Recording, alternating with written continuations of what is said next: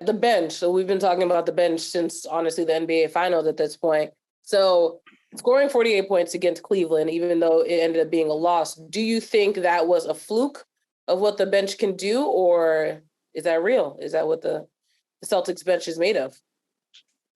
They got guys. Well, go ahead, Gary. You got it.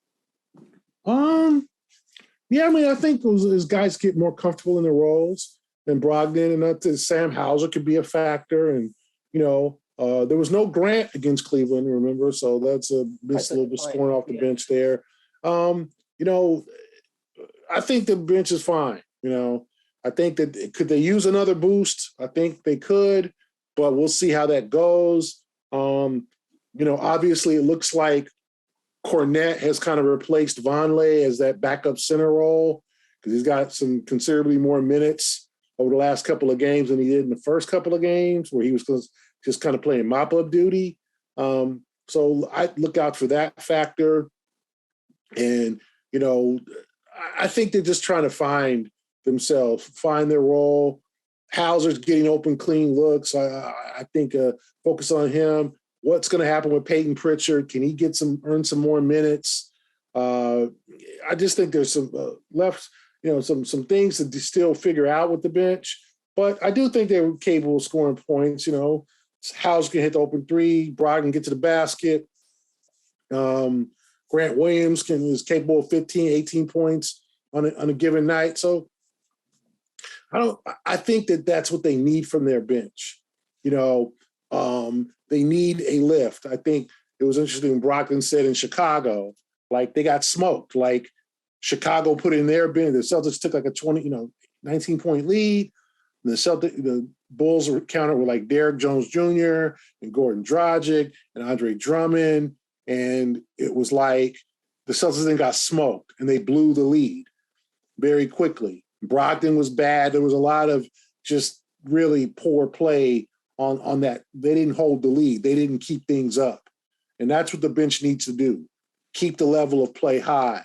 So I thought they did that on most part against Cleveland. Good job against Washington. The problem against Cleveland was just the defense was awful. Yeah, I mean, when you give up 41 points to not one but two guys in the same game, hell yeah, your defense is awful. Especially if only one of those two is an all-star caliber player.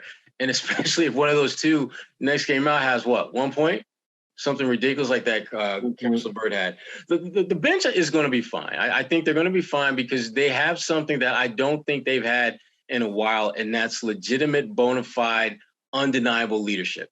That's what Malcolm Brogdon gives them. He gives them a presence that they, I think, understand their roles and have embraced those roles. Hauser knows when he gets in the game, his job is to shoot, but he's got to do enough defensively so that that doesn't stand out in a bad way.